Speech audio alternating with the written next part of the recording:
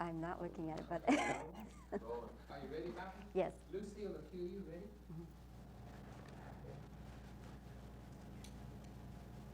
Carl, do you think you've made a controversial film here? No, I think I made a very entertaining film. A film to discuss. I think it's a discussionary film. People will talk about it, and I don't think it's very controversial. It might be. I shouldn't say that. It might be for some people. Some people get into controversy. You would say, I like Pepsi-Cola. You know, they'll fight about it. Well, Coca-Cola's better. I mean, but I don't think there'll be a big controversy. We've played it for some religious people. I mean, you know, priests and so they have things to say, but I think it's a rather positive discussions you get into after this picture. Why is Oh God rated PG? For the very reason you just asked, I think there are people who will not want God personified no matter what, whether it's entertainment or whether it works as entertainment or not.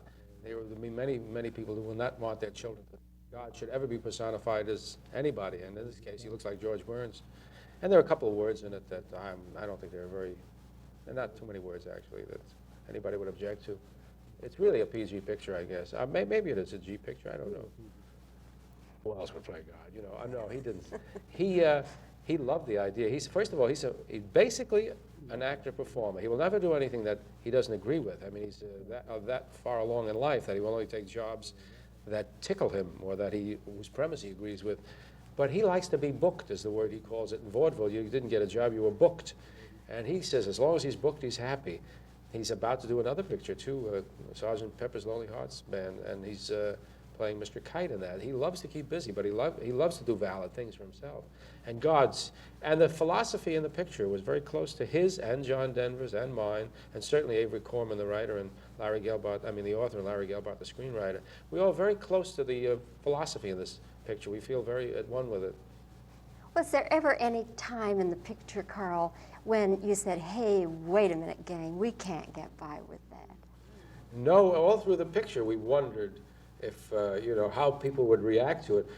But the good humor that is inherent in all of the scenes is there to make you feel, okay, it's okay, folks, it's okay. We're not going to hurt your God. You know, this is a God that everyone, I think, would like to feel is God. We wondered about that because God talks in today's anachronisms. But if God lives, he lives today, and he knows today's language, and the way we express ourselves. When God calls himself Big G, that's the way God probably would do it if he were talking to somebody who he would want. He says he came in this guise because John Denver, as this supermarket manager, would be much more comfortable with him in this guise. As I could come as a woman, as a man, as many guys, but if I came as I really am, it would be too much for you to handle.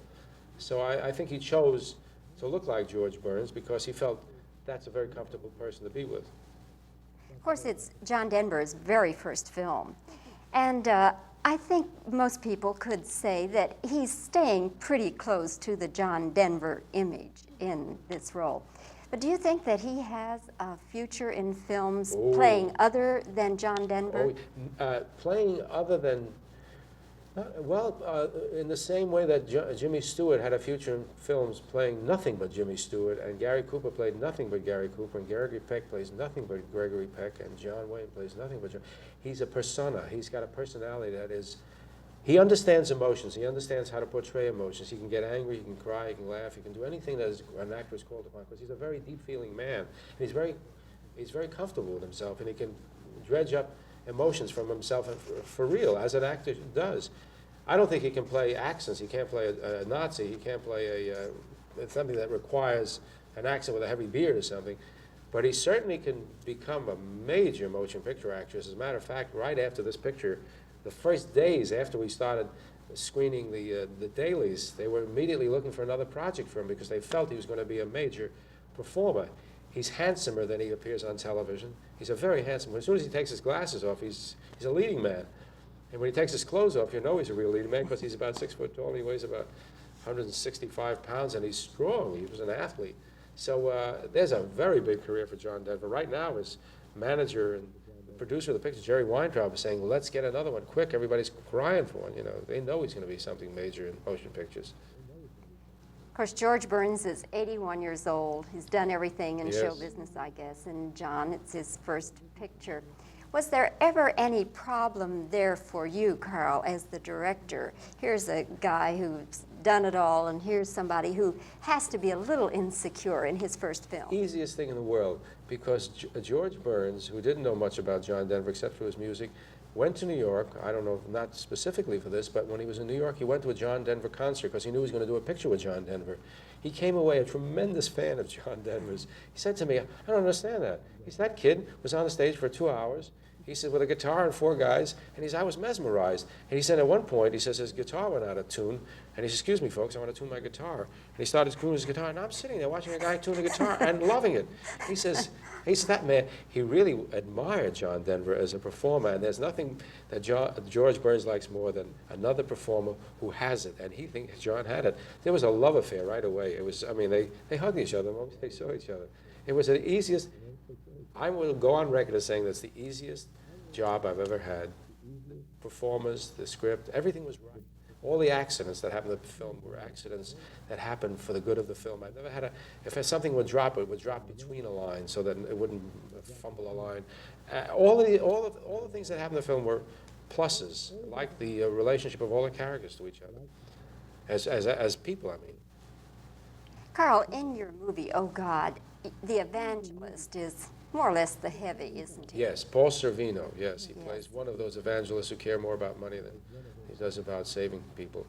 Do you think you'll get any flack from other evangelists? I don't think so, because other evangelists who will give me flack about this guy will be admitting that they are like him. And I don't think any evangelist in the world who's serious about his work is ever going to say, it's the old shoe fits theory. I don't think anybody is going to, they may be quiet upsetness, but they're certainly not going to verbalize it, I don't think, because we're talking about people who are not ethical. And they're going to say, you're talking about me. I said, I'm not talking about you. Are you that? And then we'll have a nice discussion. I think evangelists do a good job in this world, the ones who give people faith and solace. And as I was saying to somebody earlier today, that we go to theatrical events, and I'm talking about motion pictures, theaters, concerts, to get feelings, to laugh, cry, feel something. You go to a motion picture, you pay $3.50, $4, it's a bomb motion picture, you feel nothing, you say, I was just robbed. People go to an evangelist tent, any little evangelist tent where a guy makes you cry, care, laugh, scream, fall on the floor, get cured of arthritis, you're getting your $3.50 worth if you only put it in terms of entertainment. And they're getting much more out of it. You know, that laughter and crying mask is a very important thing. That's why we go to the theater, to give them laughter and comedy. Evangelists give you their money's worth. Many of them give you their money's worth because they feel good after it. They've gotten an experience, an emotional experience, which we all go to the theater for that emotional release. So I think they, well, that's a plug for evangelism, didn't mean to do that.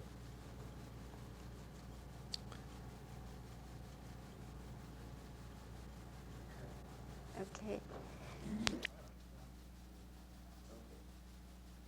Earlier this year, Warner Brothers released Exorcist II, The Heretic, and Evel Knievel.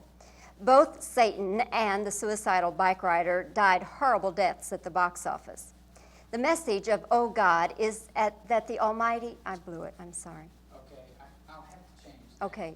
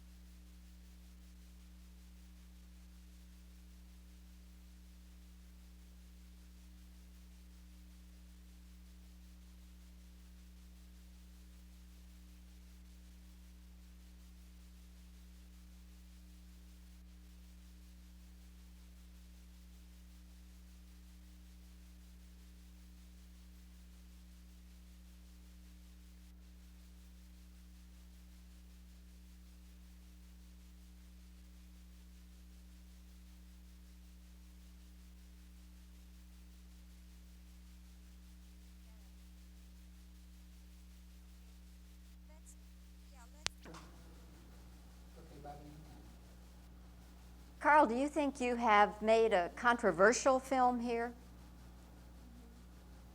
I'm just gonna leave it. Okay, let it roll.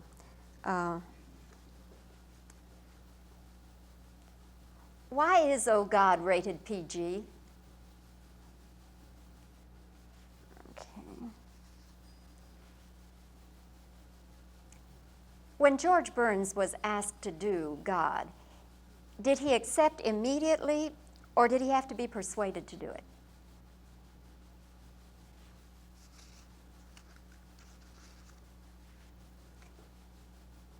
Of course, this is John Denver's first film, and his role is pretty true, I think, to his own image.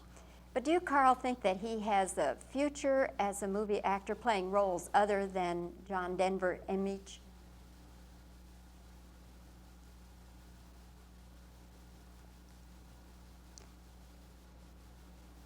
Of course, Carl, George Burns is 81 years old, and John Denver is a young person making his first film.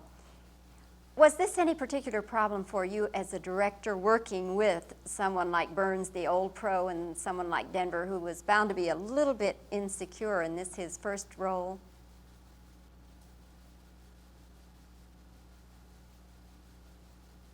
In your movie, Oh God, the evangelist is pretty much the heavy. Do you expect to get any flack from evangelists throughout the country?